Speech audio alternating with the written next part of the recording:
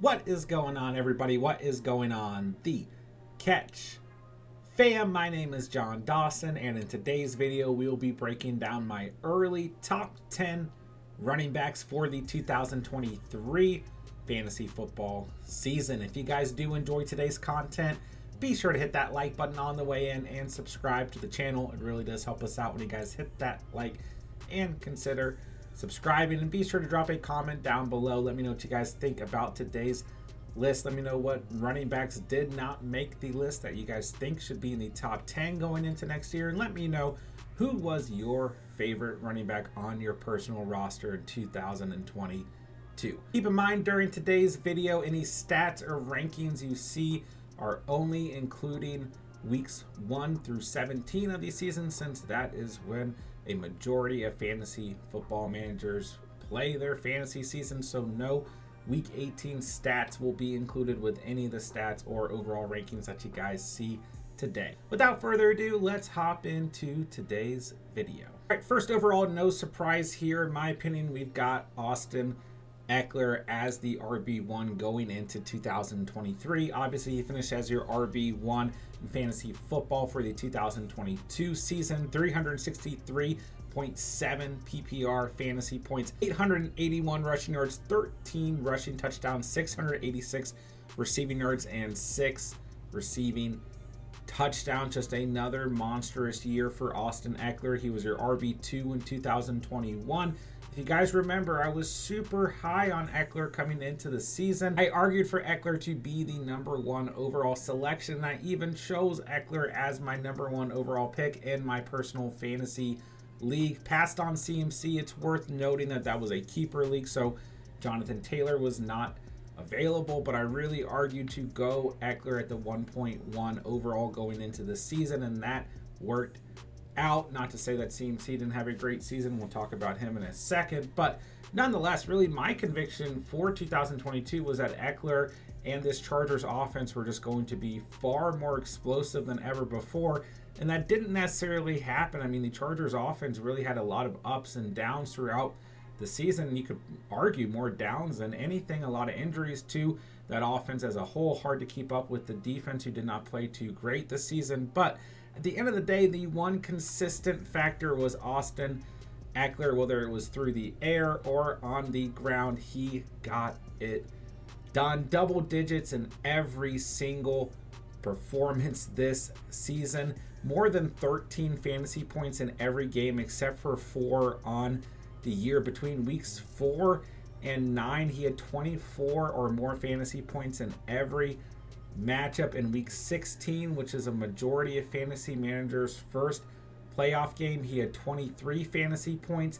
In week 17, which is a majority of fantasy managers' fantasy championship, he had 32 fantasy points, which was his 4th highest mark on the season. He saved some of the best for the most important game of the year. No doubt about it, Austin Ekeler was arguably the most dominant player in fantasy football this season. He is going to continue to be at least. And moving forward to 2023, in my opinion, there's no way he's not a top 5 running back again, as long as he is fully healthy.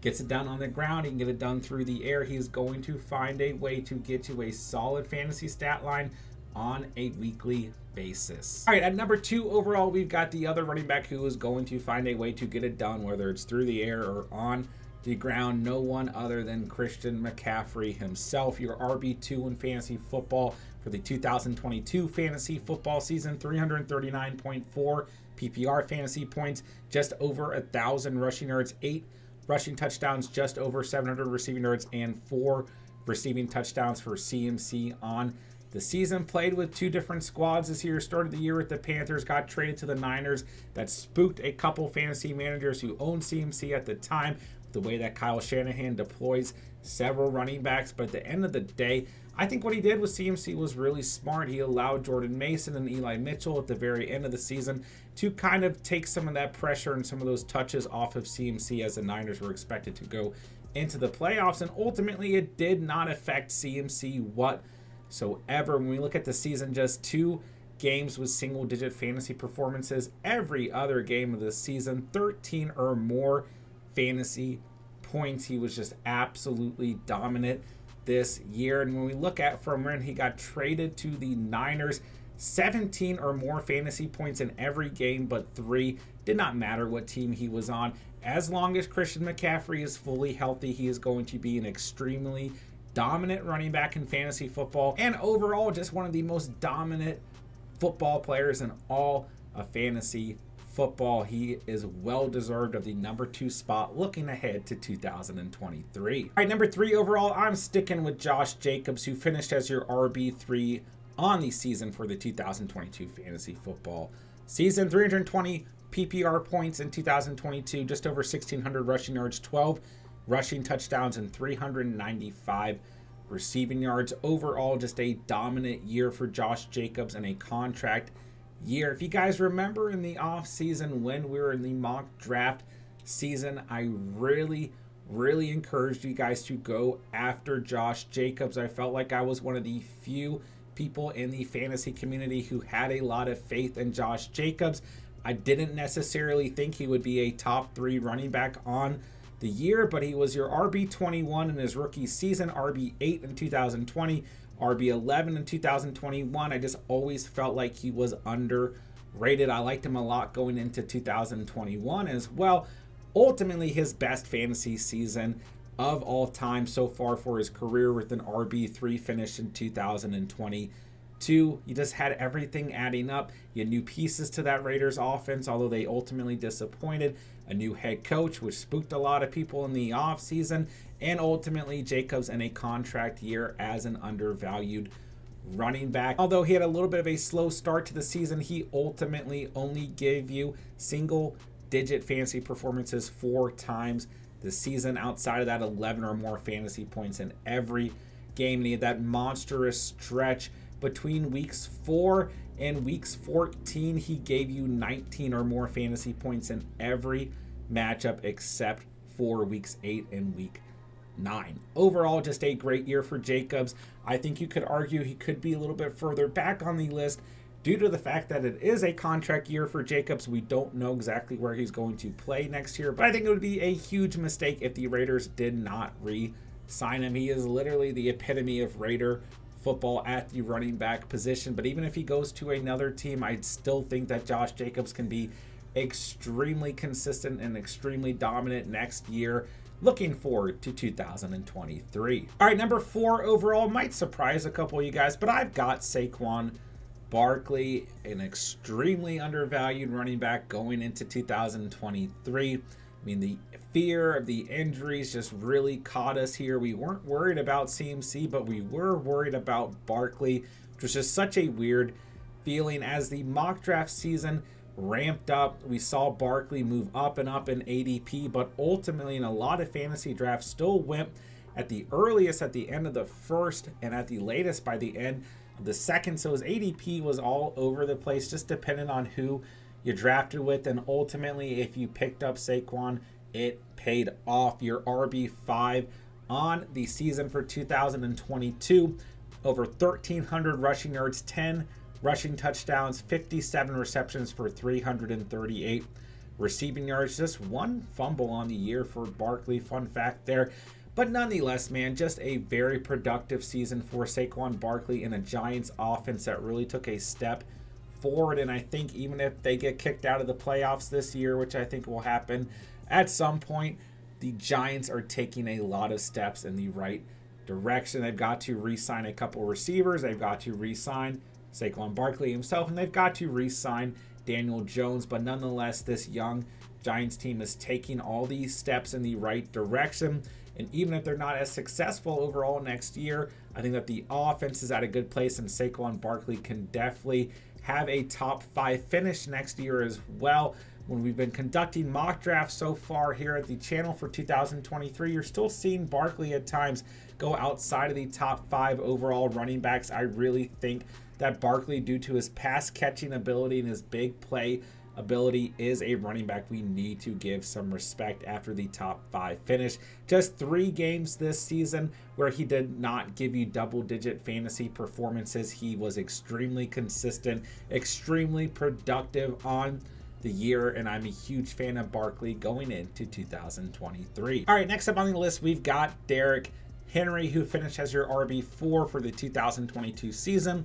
287.9 fantasy points in full PPR, over 1,400 rushing yards, 13 rushing touchdowns, and 379 receiving yards for Derrick Henry through the first 17 games of the season. And don't forget, he sat out in week 17 as well, still finished as your RB4 overall. Just another season coming into the 2022 season where we had concerns about Derrick Henry, right? People are always panicking on Derrick Henry. Can't draft him in the top 5, can't draft him in the top 6, whatever it may be. He's going to get injured. He sees too much volume. It just never happens. He doesn't have pass catching ability. We actually saw him have the most receptions of his entire career this year, the most receiving yards of his entire career this year. He only sat out one game, a game that was meaningless. Outside of that, he didn't miss a single game this year.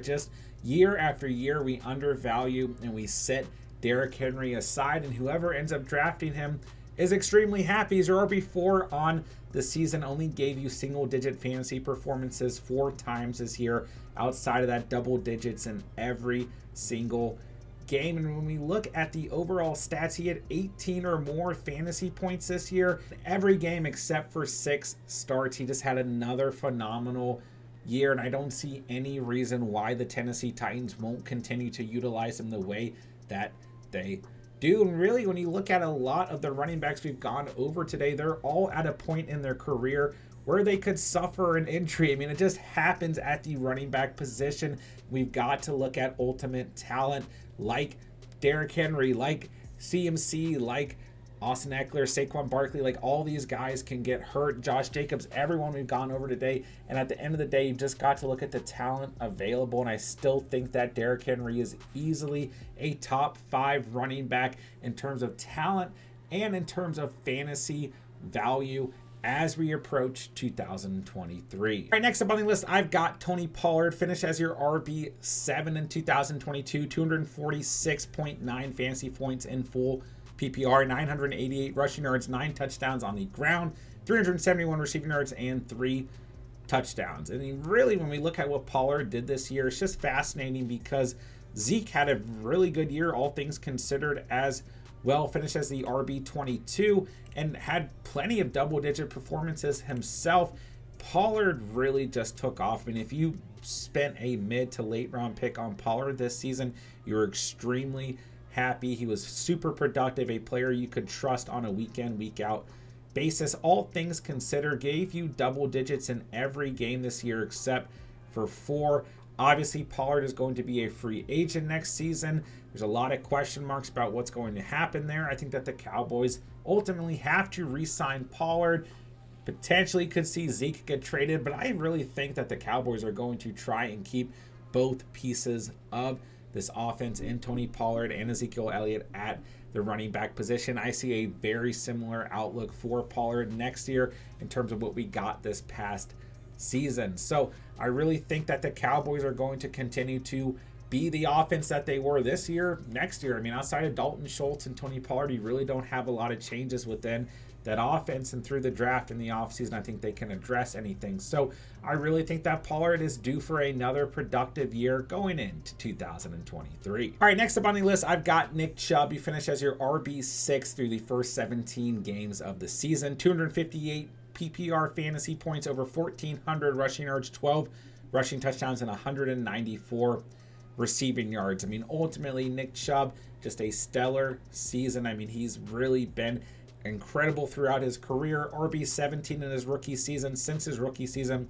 RB13 or higher in the next 4 years. Now, obviously, we saw a little bit of a decline in Chubb's ultimate fantasy value after Deshaun Watson came back for the Cleveland Browns. 9.9 or less fantasy points in his first 3 starts with Watson, then 12.6 or less in his last 2 starts with Watson. So you could argue going into next season that could be a little bit worrisome. I really thought when Watson came back as quarterback, we'd see more of Nick Chubb to take some of the pressure off of Watson, but ultimately we saw the opposite. Nonetheless, Nick Chubb, just another running back who gets overlooked on a yearly basis? Is he injury prone? Is the volume too high? All of that. He is just as talented as anyone we went over today. When I think of a running back in the NFL, when I think of the perfect example, I think of Nick Chubb. When we look at the start of the season through the first 12 games of the year, when Deshaun Watson was not quarterback, he gave you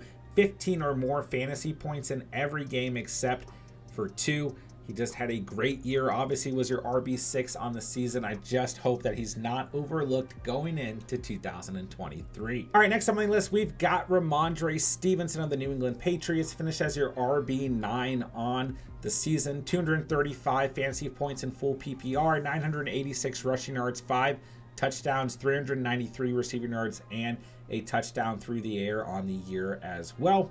Ultimately, just a great year for Stevenson. Gave you double digits in every game except for 5 on the year. We saw that huge spike in volume. Between weeks 3 and week 13 of the season, he gave you 12 or more fantasy points in every single game. And I think when we look forward to next season, Damian Harris is going to be a free agent, so Stevenson could be walking into an even larger role in 2023 if Mac Jones is still the starting quarterback for the Patriots, which I would assume he's going to be. Well, the run game is going to have to be relied on for the New England Patriots. That's really the bread and butter of this team, is the run game and their defensive ability. I really don't see a world where the running back position is not utilized next year for the Patriots. Stevenson is still a very young player. He'll be going into his 3rd season in the league. We saw a lot of good volume, a lot of good growth out of Stevenson in his sophomore year. This past year went from RB47 in his rookie season to RB9 in his 2nd season. I think you could argue he could make even more of a jump next year just due to volume alone. Ultimately, a great year for Stevenson, and I think he continues to be extremely productive going into 2023. All right, number 9 on the list, I've got Travis Etienne. Might surprise a couple of you guys since he finished as the RB17 on the year. Finished with 198.7 fantasy points in full PPR, just over 1,100 rushing yards, 5 rushing touchdowns, 299 receiving yards. So overall, not as good in comparison to the other players we've gone over today in terms of end of year stats. But you got to remember, James Robinson was the lead back for the Jaguars for a majority of the beginning of the season. Then we started to see Etienne kind of come on in week 5 against the Houston Texans, and we saw Robinson shortly after get traded. So ultimately, Etienne and the Jaguars moving in the exact direction you want to see a running back of Etienne's caliber go in. This Jaguars young offense is humming, making waves, won the AFC South, headed straight to the playoffs. Trevor Lawrence looks great. Etienne is going to be that pass-catching running back who brings a ton of upside next year. That was the argument for him going into 2023. Took a little bit of time for him to come on and really gain that ultimate role, but overall had a very good season. When we look at weeks 5 to week 17, he only gave you single-digit fantasy performances in 3 games. Outside of that, 10 or more fantasy points in every single game since he became the starter. Like I said, I just like the direction of the Jaguars offense. I love everything that they're doing, everything that they're becoming behind Trevor Lawrence. I think they are going to take another step forward in 2023. I think that Etienne is definitely going to be a top 10 running back going into the 2023 fantasy football season. All right, last but not least, I'm going with Breece Hall as my 10th overall running back, looking forward to 2023. Obviously, Hall was injured in week 7 and missed the remainder of the year. Competed with touches pretty early on with Michael Carter to start the season. Ultimately, is your RB42, 114 PPR points, 463 rushing yards, 4 touchdowns on the ground, 218 receiving yards, and a touchdown through the air. But what we have to look at is what Breece Hall was in his rookie season when he was healthy. Obviously, one of the most sought after running backs in the 2022 draft going into the 2022 season. Obviously, the most sought after rookie in all of fantasy football going into the season as well. When we look at those first 7 games, 9.1 fantasy points in week 1 against Baltimore, but outside of that, 13 or more fantasy points in every game between weeks 2 and 7, 15 or more fantasy points in 4 of those games, a ceiling of 27.7 fantasy points in week 5 against Miami. We've been conducting a lot of way too early mock drafts with you guys here at the channel for 2023. We're already seeing Breece Hall go as a top 10 running back, in some drafts a top 6 or 7 running back. Looking forward to 2023. So I really think that a lot of you guys agree with this. I do know that some of you guys disagree because you don't like going after players who are coming off of a major injury. But I think when we look at a player like Travis Etienne coming into 2022, coming off a major injury, he finished just fine on the season. I think that Breece Hall will finish just fine in 2023 as well. And really just think back to those couple weeks when he was healthy. He looked like one of the best backs in the league. He looked like he was a complete package at the running back position. Some of that explosiveness might be taken away, you could argue, but ultimately I think as the year goes on, Breece Hall is going to be an extremely solid running back. And the nice thing here is at the end of the day, the Jets have several running backs on this team of high caliber. So Zonovan Knight, Michael Carter will still be on this roster next season. So Breece Hall will be able to ease into things as much as he needs to. But once he gets going, telling you guys early, I'm telling you guys now, you are going to want Breece Hall on your fantasy team going into 2023. All right, very quickly, I just wanted to show you guys the running backs who did not make the list, because there's so much talent at the position, as there always is, so much value at the running back position on a yearly basis, that choosing the top 10 was pretty easy when we got to running backs 1 through 6, but 7 through 10 were a little bit tough. Aaron Jones was a top 10 running back this past year, but with the uncertainty of what the Packers are going to be next year, the quarterback position and beyond, I got Jones off of the list, but I still love Aaron Jones. Kenneth Walker was so close to making the top 10, very close to going Walker over Breece Hall, but ultimately I stuck with Breece Hall. But literally, I think Kenneth Walker is right there. Jonathan Taylor, another running back who I know was arguably the biggest disappointment of the entire 2022 draft. I do think that JT can bounce back next year, is going to be a really good value pick. DeAndre Swift as well as Jamal Williams. Is Jamal Williams going to be re-signed with the Lions next year? Is Swift going to be healthy? I do think both could end up being good value picks next year. They both ultimately had really good seasons. Joe Mixon, another consistent year for him as the RB12. Miles Sanders had a quote-unquote breakout year. You could argue RB15 on the year. Are the Eagles going to re-sign him? I would say more than likely. You've got Zeke as the RB21, gave you plenty of double-digit fantasy performances on the year. Dalvin Cook, who I know someone out there is going to be upset was not on the top 10 for 2023, still finished as your RB10 on the year. Another consistent year for Dalvin Cook. Najee Harris felt like a huge bust this year, but ultimately finished as your RB14, and towards the end of the season was pretty damn consistent in terms of pretty good floors and ceilings. He, I think, actually had a pretty undervalued year. Ultimately, that Steelers offense just took a step back without Ben Roethlisberger. Dameon Pierce, or your RB26 on the year. A lot to look at there, but at the end of the day, he's on the Texans. James Conner, another good year for Conner. Missed a couple games, but when he came back from injury, James Conner absolutely balled out. I don't care what anyone says. Alvin Kamara finishes as your RB18. We've got the potential suspension coming next year. It's just really tough to look at the Saints and what we can expect out of them next year. So Kamara did not make the top 10, although he's a top 10 talent undoubtedly. Cam Akers felt like one of the worst draft picks of your fantasy career, but ultimately through the last couple of weeks of the season was a top 5 running back, and I still think you can make the argument he could be a very good player next year for fantasy football as well. David Montgomery is going to be a free agent next year, but if he gets re-signed with the Bears, could be the focal point of that run game. And even if he isn't, if he goes to the right team, could have a very productive season once again. Finish as your RB23 through the first 17 weeks of the season. Let me know what running backs I missed. Was there a running back who you think should be in consideration? Ultimately, just want to give a shout out to the rest of the running backs who did not make my top 10. Looking forward to 2023. That'll do it for today's video. If you guys did enjoy the content today, be sure to hit that like button on the way out and hit that subscribe button if you guys are new to the channel. It really does help us out when you guys hit that like and consider subscribing. Drop a comment down below. Let me know what you guys thought about today's video. Let me know what running back you are eyeing as your RB1 for 2023. With that, I'll say thank you guys so much for watching and or listening. And remember, you saw it here on The Catch.